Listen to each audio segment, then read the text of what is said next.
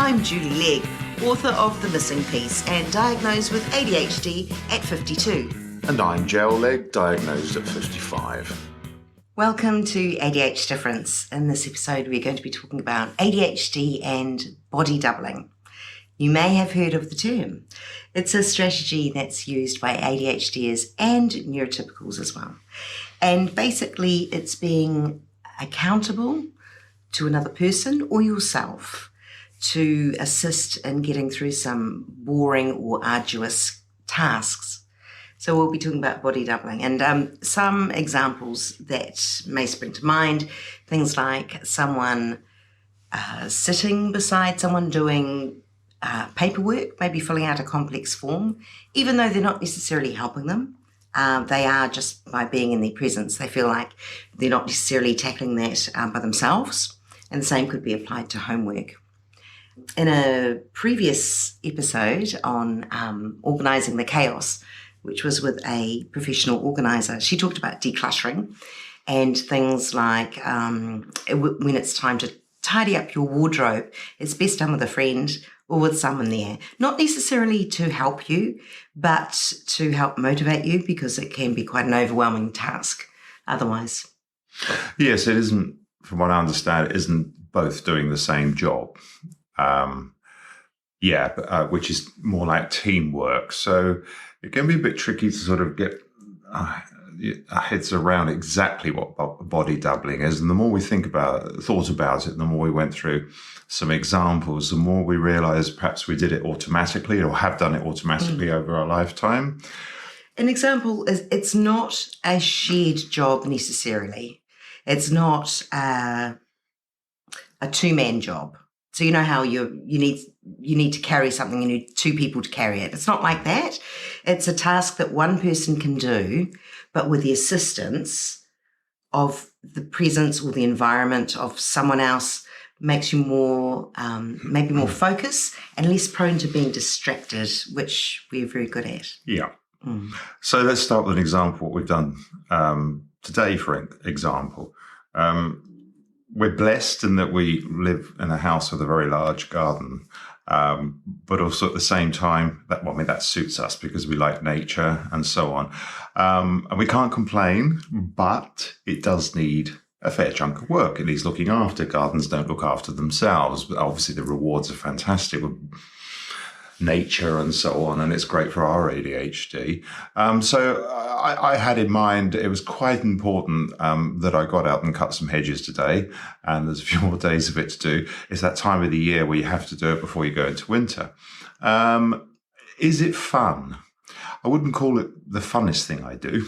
There's a lot of other things I'd rather do. And with the idea of this body doubling, we're generally talking about tasks we find arduous or we're not particularly excited about doing. So I get through these things primarily with the satisfaction of knowing at the end it's done for another couple of months and it looks great and that's awesome. But what I find is that generally I go out and do that and because Jules isn't so good on step ladders and things like that. But Jules volunteered today to come out and help. Right, so back to this help thing. Actually, the bit that Jules was going to do is about 5% of the job, which is dragging away the debris as you work along the hedge. So really, in terms of helping me get through it faster, it doesn't make any real difference if it's directly helping, because most of the time Jules will be standing around waiting for me to cut lots of hedge and fill up the sheet. But the doubling part that works really well and was great today is that Jules is out in the garden with me rather than inside. Yeah. So I was doing a completely separate job, and in fact, I wouldn't even thought to do it. I was clearing up some fallen branches and pulling a few weeds in an area of the garden that I wouldn't normally go to. So I wouldn't have even thought to have put that on my task list. But just the fact that Jel was out there working hard, I felt inspired to do the same. And it was double the reward, really, because the hedges are done and we've got a tidy part of the garden that we don't visit much. Yeah, it's hard to explain perhaps to someone who doesn't have ADHD, but it hugely helps with my motivation to get the job done and get it done quickly. And I was very hyper-focused on getting it done today. And I really appreciate that because it felt like teamwork. And though I'm not a team player, I've always known I'm not a team player, but it just felt the whole lot was a lot easier to do. It was, it just worked really well. And it's not the first time that's happened and we've done that. So talking through the body doubling, is it a task that Jel could have done by himself? Yes. Was he motivated to do it? Yes. But grudgingly, I could have easily said no. Look, it's one of those things where, See, that fits into the onerous. It does, because it's Sundays and I never cut hedges or do garden work on a Sunday. It's a sacred day for me to go and absolutely do whatever I want to do. It doesn't have any earning income, any value. It's just a day, a relaxing day. But for various reasons with timescales at the moment, I really, really need to get it done. And so it did fall into the onerous patch today, really. Yeah. So anyway, that was a win. That was a win for us. Another example is, I can imagine, because I don't, but I used to, and that's go to the gym. We used to have a walking machine in the garage, and it sat there gathering dust probably for about 8 years. Then I started putting things on it, and it became a really cool shelf. But ultimately, it's gone. Never got used, and it's So I think the idea of going to the gym doesn't excite me. But once you're there, and you got your shoes on, and you got your gym gear on, everyone's working hard and sweating and exercising, and maybe that environment is like a body double, not just one, but multiple body doubles. You feel more energized and focused that you're there to do a job, and you go and do it. And when you leave, you go, I might not have actually exercised for an hour if I was left to my own devices at home. Yeah, I mean, it's not that you're being watched to see whether you're doing the job properly or putting the effort in, but you sense that you could be being observed. And so maybe by that sense of being observed, you're a little bit more motivated not to slack off. Yeah. There is such a thin line between body doubling and sometimes working as a team or together on something. An example, I used to work I've worked in several environments full of neurodiverse people, not diagnosed neurodiverse people, but looking back, neurodiverse people, generally very high-end physicists and engineers who are very interesting people. And I would sometimes, because I was motivated under tight deadlines, do 36 hours straight at work, and I'd work through the night. And I was highly motivated. It was that kind of environment where you were rewarded well to be motivated, and it was awesome. So what I found was often I'd be on my own in a work environment, not at home, but in a work environment through the night. But I don't think I ever truly was on my own. I'd often find there'd be another couple of engineers in another part of the building who couldn't sleep and have come in to do something. And it was really nice feeling knowing there was someone else in the room, or in the building, and I wasn't being completely odd and weird. There was quite a sense of motivation with that. Yeah. That it's okay to be here at 2:00 in the morning doing this. It's not the strangest thing.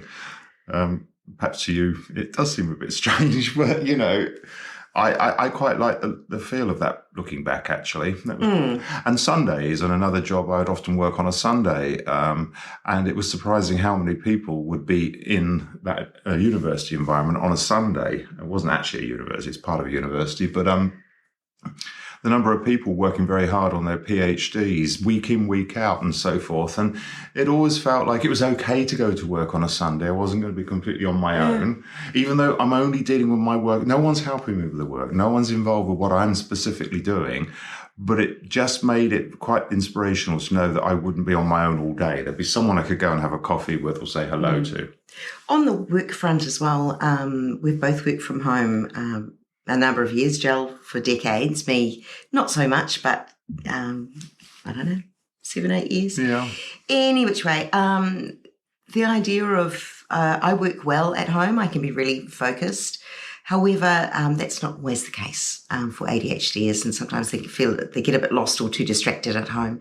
And so the idea of going to a work hub or the office for a period of time to get a certain task done can be really good too. And it's that change of environment. It sort of echoes this or mirrors this body doubling.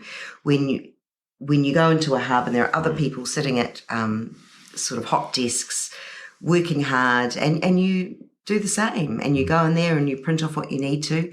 The likewise would be a library, I imagine, when studying. Yes, you could study at home, but in a library, there are a whole bunch of other people studying as well, and you feel that maybe that's a better environment, not necessarily as quiet, because libraries don't always have to be quiet. Be distracting if they want to be. And it's not necessarily to go to a library because they've got books there. It's actually just extracting yourself from a place that is known, maybe that can get you off focus for a bit and go somewhere else. Let's pull it back to the simple fact is our ADHD likes to be distracted by everything and anything. So a library can be just as distracting as the middle of a high street. It's what we allow ourselves, or our brain doesn't or wants to be distracted by. It's not necessarily allowing ourselves. We can be as distracted with our own inner thoughts in the middle of an anechoic chamber. I could still be distracted if I wanted to be. I think that going back to the hub thing, the difference between, okay, so let's say you work in an office and you're allowed to work at home 2 or 3 days a week, and maybe that just really works well for you. It certainly would for me, because I don't have all the constant interruptions of work and so forth. People, calling you to meetings and wanting to come and chat and disturbing you. So you're faced with the idea that I can go to the office or I can go into one of those hubs. The big difference is in the hub, you don't know anyone, or in theory, you shouldn't know anyone. And there's no one in there on your team, in your company, and there's no one you're working with. So you're still on your own. It's just you're in an environment where you look around and people are working away, and you're thinking, well, I've made the effort to come here and they're working, so maybe I could focus a bit more. Yeah. And they're not getting up every 5 minutes to come and water cooler talk with you and disturb you. And you can, if you want, you can spend all day sat there on your phone on social media, but that's harder to do in this sort of body doubling environment than it is perhaps at home when you're completely on your own. And talking of which, so body doubling, it's having someone with you. Now, it doesn't necessarily have to be sitting right beside you. It could be, as we've discussed, it could be someone in another room. It could be someone in another part of the building altogether. But it's just the fact that and that it can be done remotely as well. So what I'm trying to say is that it doesn't have to physically be someone beside you. There are apps, body doubling apps, that you can basically arrange that, right, I'm doing my accounts at 1:00, and you're being accountable, saying, yep, I'm going to be doing that. And someone knows that after an hour, you might stop and have a cup of coffee or check in with each other, and just knowing that there's more than one person doing the job. It's not so lonely, not a shared job, but working on projects, separate projects. Well, maybe it's because we as humans innately, whether we have ADHD or not, we are team players, we are social, we engage and work together. We are not solitary creatures. And yet our ADHD, of course, in an environment with lots of other people who are free to engage with us and we're free to engage with them without limits, then, of course, the odds are we're not going to get much done, not going to be very focused. Particularly if we have a job we have to do that's really arduous. And I've been so many times I can think in an environment working with, people in environments who great people that I would regard as great friends, and I've got an odious job to do. It's almost impossible if I'm engaging with them, which is therefore, so I would take myself home and do that job and be more productive. But you can't, even though I've spent over 20 years working on my own, it's never totally in isolation. It's never in a box. I've always been in a network of people. And that network, I would get to know those people quite well. And so you are in a team, you are satisfying that human side of things, but you're doing it at your pace in your environment. There was a very interesting case. I remember one time, it's a situation, for some reason, I ended up Jules was working in an office in a regular setup. And for some reason, I ended up spending most of the day in that office, which is highly unusual. And I packed my laptop and I had some work to do for a completely different client, although I did occasionally work for Jules's company, but it's a completely different client. And I remember being so incredibly efficient and focused on that job the whole day. I got it done twice as fast as I would have done just sat at home. And this was before I was diagnosed too. And I think it's that sense of, oh, if that's Jules's boss, perhaps that's my boss, and they'll be watching if I'm just nipping off to read the news or mess around on social media. And so I was so focused on it. And I thought, as I walked out, I thought, that shows them I do work really hard. And when I did do a job for Jules's company, and it would be her boss ultimately I was doing it for, she could see that, yeah, I was a good sort. Good, efficient. That I charged that much time and did that much work. So there's no research saying that body doubling actually works, but anecdotally, we agree that it certainly can help us. And lots of stories. And people swear by it. That really does. And another small example, Tina Hazen was the lady that I interviewed a couple of weeks ago, a professional organizer. She said one of her clients, it was literally to be there as they opened their mail. So obviously opening mail, it must have been building up. It was a task that they found boring or arduous. And so she didn't open a single envelope.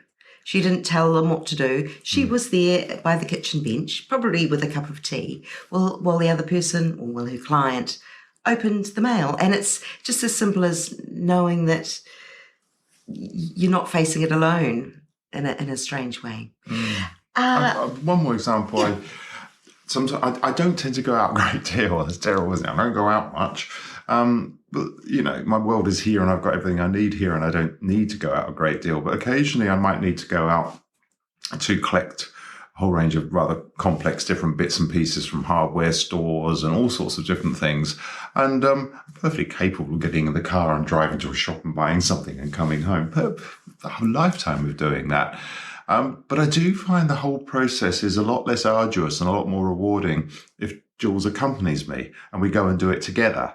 And whilst I'm making 99% of the choices of what we're buying, and it's me that's got the raw parts, this is stuff, just the idea of having Jules with me. Now, that doesn't mean Jules is holding my hand all through the shop. We'll go into a big, like hardware store, and I say, right, I need this, that, and that, and that's the left. And Jules says, well, I'm going to the garden centre. I'll go to the right and come back with loads of plants. So we're at opposite ends of the shop, but I just find the process more focused and more motivating. Which is the whole idea. Yeah. And making the right decision. Sometimes it's hard to make a call on a certain thing you need for something, and this is nice to have a little bit of input.